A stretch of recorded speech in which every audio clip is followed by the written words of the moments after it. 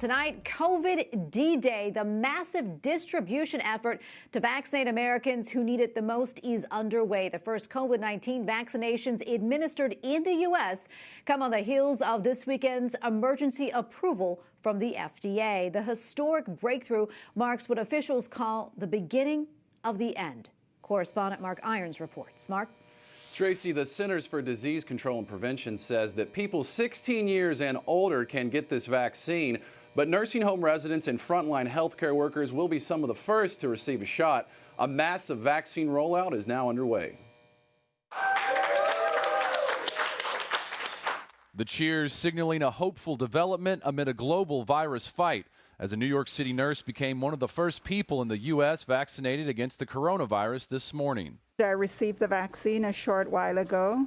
I feel great. It didn't feel any different from receiving my annual influenza vaccine. Emergency approval from the FDA over the weekend, kicking off the vaccine rollout, with stocked freight trucks leaving the Pfizer plant in Michigan. The first shipments now arriving across the U.S. Here, some healthcare workers are receiving the vaccination in Ohio and Pennsylvania. Health and Human Services Secretary Alex Azar describing the initial distribution plan.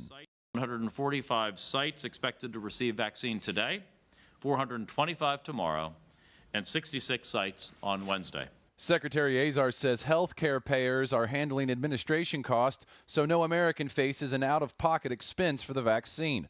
The CEO of Pfizer says millions of doses will be rolled out globally. This year we will have around 50 million doses available, of which most of them have already been manufactured. On the ethics of the Pfizer vaccine, the U.S. Conference of Catholic Bishops has released a statement saying, in part, the reason to accept the new COVID-19 vaccine is sufficiently serious to justify its use despite a remote connection to abortion-derived cell lines. They've said the same thing about the Moderna vaccine, which could be approved soon. In the studio, Mark Irons, EWTN News Nightly.